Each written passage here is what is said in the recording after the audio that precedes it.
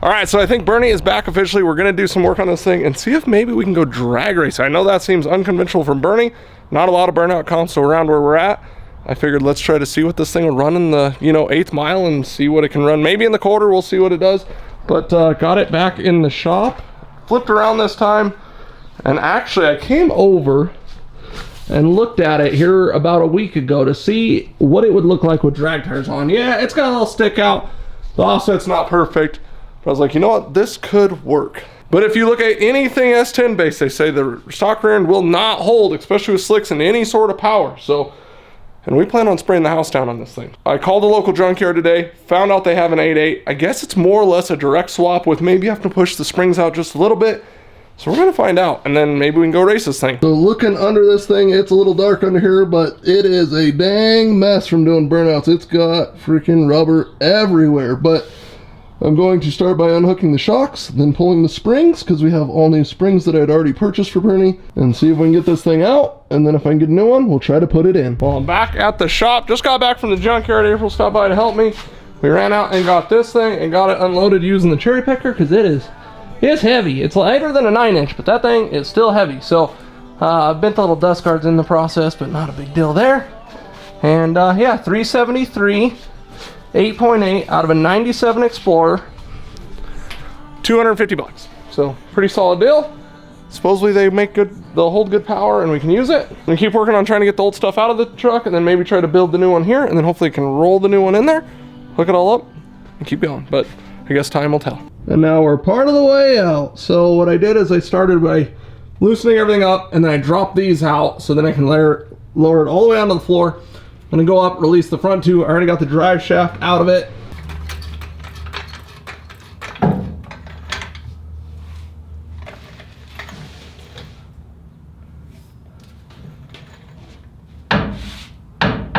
Unfortunately, I'm not quite high enough to just peel it out of there. I'd have been smart to put the smaller wheels and tires on it, but I might just pull that off and then use the jack to swing the rear end out of the way. So I might just pull the tires off and worst case put different ones on so they're smaller and then it should slide out easier. There it is. We got the old one out. I ended up just taking a tire off so then I could spin it around with the jack and slide it out using that wheel to kind of roll on.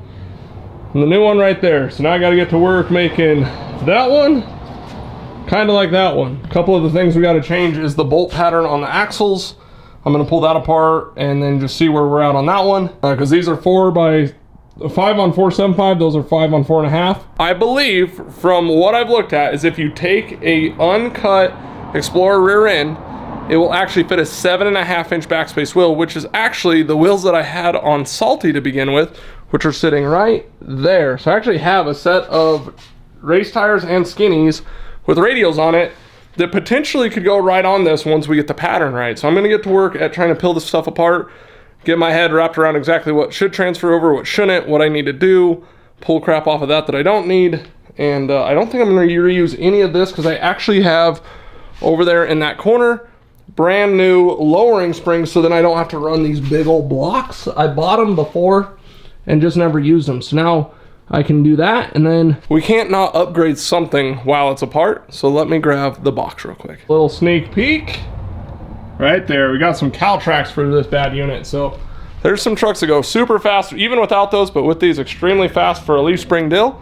And I think that was like 430 bucks, heck of a suspension upgrade. We already have the good QA1 shocks on this thing.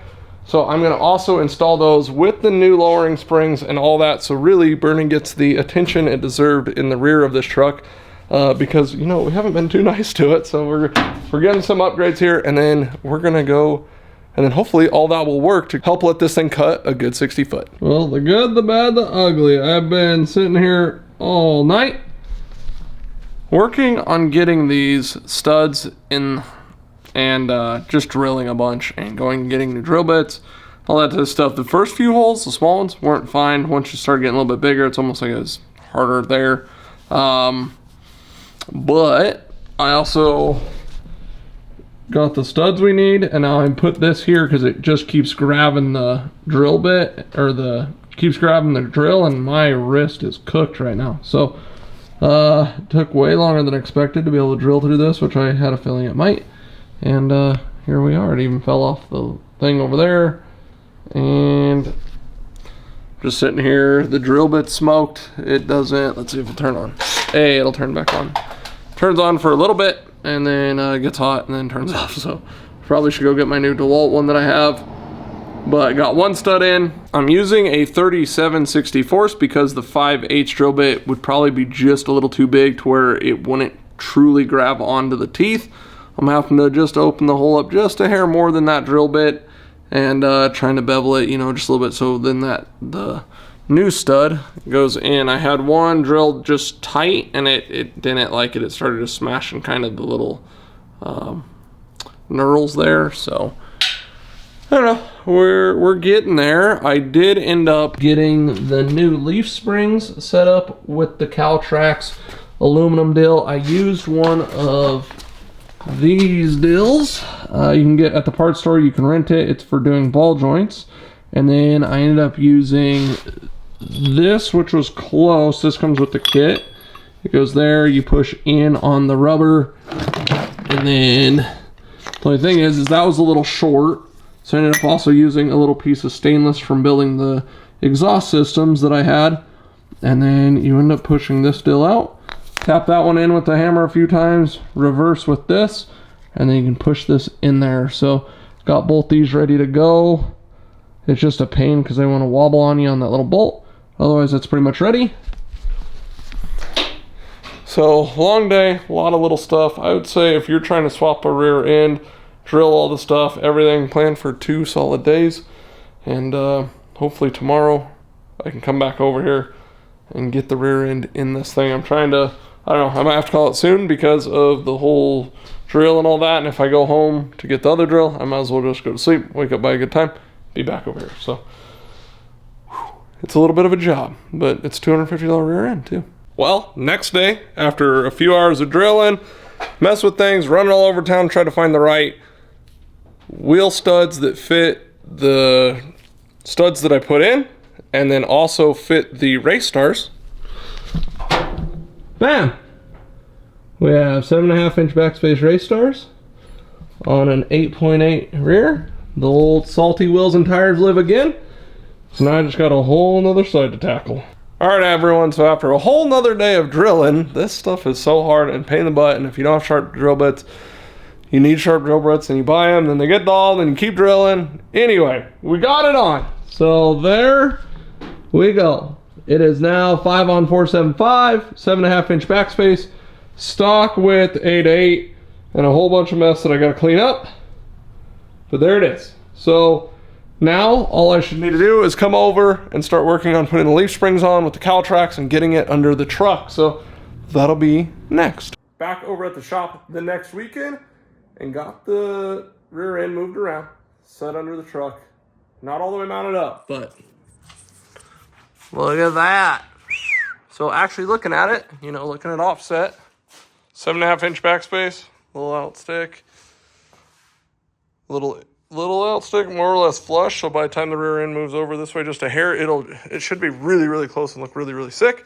Hopefully, I already did get the front Caltrax mount in. It's extremely, extremely easy. All you do is just put you more or less slide it over the leaf spring and mount it up like you would normally mount up a leaf spring. So, hello everybody, back over here working on Burnie. I left the other night after I figured out I messed up. If you're doing an 8/8 swap on an S-10, make sure that the leaf springs are the right way when you swap the leaf springs and you're doing Caltrax, because they are not symmetrical. There is, I think it's the short side of the back or long side, vice versa. Look it up, look at them, make sure they match, because I did not.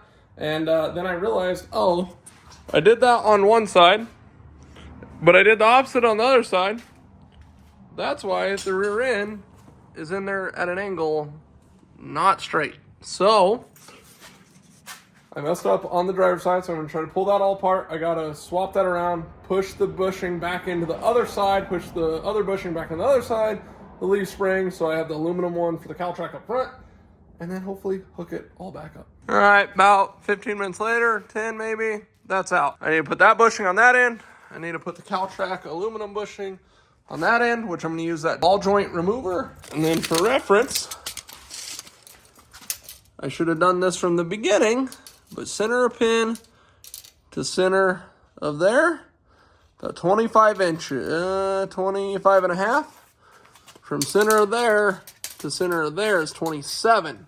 So the short side gets the cow track bushing. Short side to the front, long side to the... All right, now we're back together. I used that little tool again. Lifesaver, honestly couldn't do it without that thing. But pushing that back out was a huge pain in the butt. It was in there pretty good. I even kind of dinged it up a little bit, but I know everything's good. I cleaned it up a little bit. But what I ended up doing is taking a socket, putting it on the edge of that little end right there.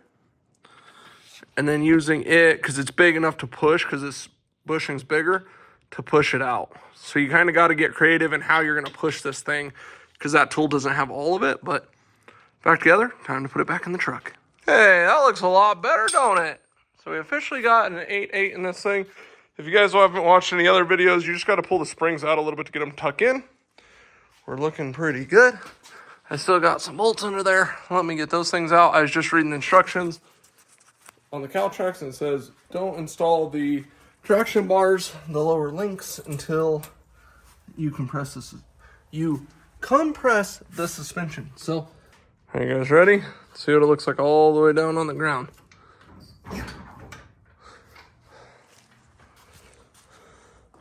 Ooh, got a little wheel sticking out. Now this is with 3-inch drop springs and a bigger tire, and now it's sitting still flat. So actually looks pretty dang good. It could definitely go a little lower in there, but gosh dang, I think that looks all right.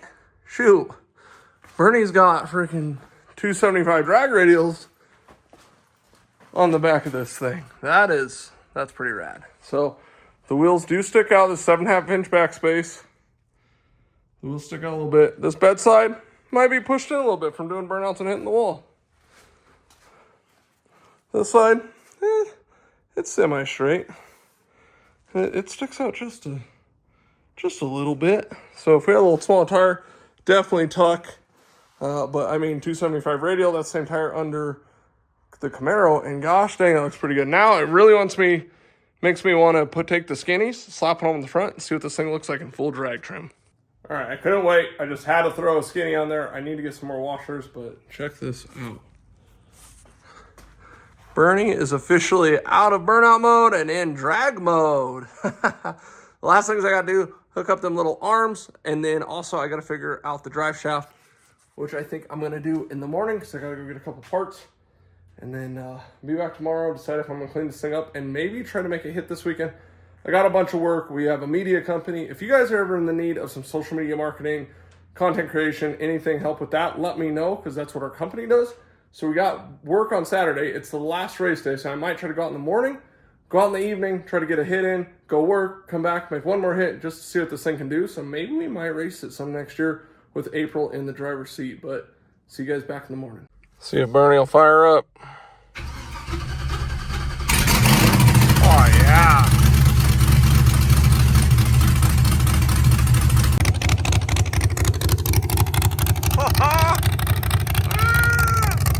It looks good. Ah, dang, that looks awesome. Oh, man, how funny. Where the bed's all messed up, look, you can see all the tire. Look at that big old tire back there. We might need to put a new bed on this thing if we do a lot of drag racing. This side, nice.